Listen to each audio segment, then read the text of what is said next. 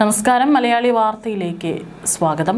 കഴിഞ്ഞ കുറച്ച് ആഴ്ചകൾക്ക് മുമ്പാണ് സിയ ഗോയൽ എന്ന് പറയുന്ന 20 വയസ്സുകാരി തൻ്റെ പ്രതിശ്രുത വരനെ കാമുകനോടൊപ്പം ചേർന്ന് കൊക്കയിലേക്ക് തള്ളിയിട്ട് കൊലപ്പെടുത്തിയ വാർത്ത ഏറെ നടുങ്ങലോടെ കേട്ടത്.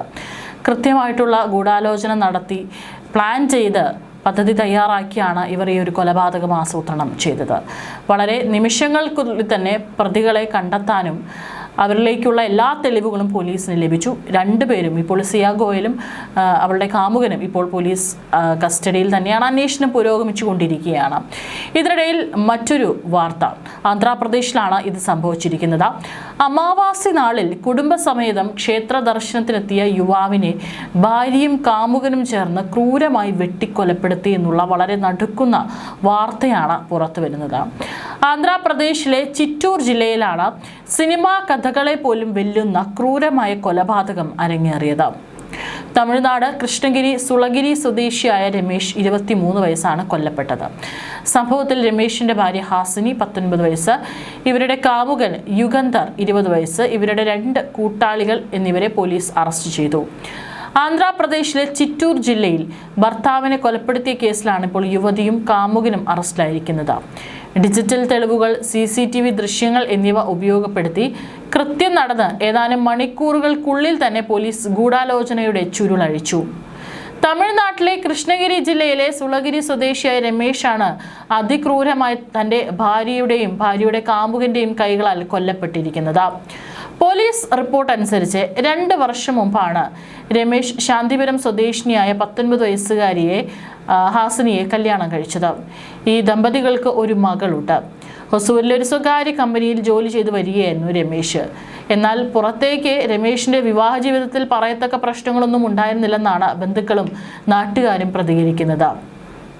എന്നാൽ വിവാഹം കഴിഞ്ഞ് ഒരു കുഞ്ഞുമായി ജീവിക്കുന്നതിനിടയിലും ഹാസിനി തൻ്റെ ബാല്യകാല സുഹൃത്തായ യുഗന്ധർ എന്ന് പറയുന്ന 20 വയസ്സുകാരനുമായി പ്രണയത്തിലായിരുന്നതായി പോലീസ് പറയുന്നു. ഇതിനെക്കുറിച്ച് യാതൊരു സൂചനകളും ഭർത്താവിന് ലഭിച്ചിരുന്നില്ല. സാധാരണ രീതിയിൽ മുന്നോട്ട് പോയ കുടുംബജീവിതത്തിനിടയിലും ഹാസിനി ബാല്യകാല സുഹൃത്തിനെ കൈവിടാൻ തയ്യാറായില്ല. ഒടുവിൽ ആ ബന്ധം തുടരുന്നതിനായിട്ടാണ് സ്വന്തം ഭർത്താവിനെ വകവരുത്തുക എന്നുള്ള തീരുമാനത്തിലേക്ക് എത്തുക. രമേശിനെ ഒഴിവാക്കി ഒരുമിച്ച് ജീവിക്കാനാണ് ഇരുവരും ചേർന്ന് ഈ കൊലപാതകം ആസൂത്രണം ചെയ്ത് നടപ്പിലാക്കിയിരിക്കുന്നത്. ഇരുവരും ചേർന്നാണ് രമേശിനെ വകവരുത്താൻ തീരുമാനിച്ചത്. അതിനായിട്ട് ചൊവ്വാഴ്ച അമാവാസി പൂജകൾക്കായി ഗുണ്ടുപള്ളയ മണ്ഡിലെ മല്ലപ്പ കൊണ്ടയിലുള്ള ശ്രീ മല്ലേശ്വര സ്വാമി ക്ഷേത്രം സന്ദർശിക്കാൻ എന്ന് പറഞ്ഞാണ് ഹാസിനി രമേശിനെ കൃത്യം നടന്ന സ്ഥലത്തെത്തിച്ചത്. ഇയാൾക്ക് യാതൊരു തരത്തിലുള്ള സംശയങ്ങളും ഇല്ലാത്തതിനാൽ തന്നെ ഹാസിനിയുടെ കൂടെയും അതുപോലെ തന്നെ തൻ്റെ കുഞ്ഞിൻ്റെ കൂടെയും വളരെ സന്തോഷത്തോടു കൂടി തന്നെയാണ് ഭർത്താവായിട്ടുള്ള രമേശ് പുറപ്പെട്ടത്. രമേശിനെ നിർബന്ധിച്ചാണ് ഹാസിനി ക്ഷേത്രത്തിലേക്ക് പോകാൻ സമ്മതിപ്പിച്ചത്. യാത്രക്കിടയിൽ ഹാസിനി തന്റെ ഫോണിലൂടെ യുഗന്ധറിന് നിരന്തരം ലൈവ് ലൊക്കേഷൻ പങ്കുവച്ചിരുന്നു. ഇതിനനുസരിച്ച് ആ കൊലയാളികൾ അവിടെ കാത്തുനിന്നു. ഹിൽ റോഡിലെ 3ാമത്തെ ഹെയർപിൻ വളവിന് സമീപം വെച്ചാണ് പ്രതികൾ കൃത്യം നടപ്പിലാക്കിയത്.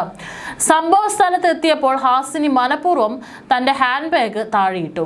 ഇതെടുക്കാനായി രമേശ് മോട്ടോർ സൈക്കിൾ സൈഡിലാക്കി ഒതുക്കി നിർത്തി ആ ബാഗ് എടുക്കാനായിട്ട് അവിടേക്ക് നടന്നു വന്നപ്പോൾ ആ സ്ഥലത്ത് ഒളിച്ചിരുന്ന യുഗന്ധറും കൂട്ടാളികളും രമേശിനെ പിന്തുടർന്ന് ആക്രമിക്കുകയായിരുന്നു. പിന്നീട് ഭയന്ന് വനത്തിനുള്ളിലേക്ക് ഓടിക്കുകയും മാരകായുധങ്ങൾ ഉപയോഗിച്ച് ക്രൂരമായി ആക്രമിച്ച് കൊലപ്പെടുത്തുകയായിരുന്നു. ഇവിടെ ദമ്പതികളുടെ ചെറിയൊരു കുഞ്ഞിൻ്റെ സാന്നിധ്യത്തിലാണ് ഈ ക്രൂരകൃത്യം നടന്നതെന്നും പോലീസ് പറയുന്നുണ്ട്.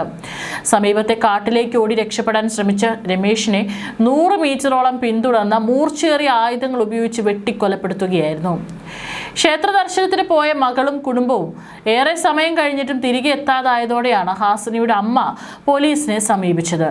ഒടുവിൽ പോലീസ് എത്തി അന്വേഷണം നടത്തിയപ്പോഴാണ് ഈ ക്രൂര കുറ്റകൃത്യം പുറത്തറിഞ്ഞത്.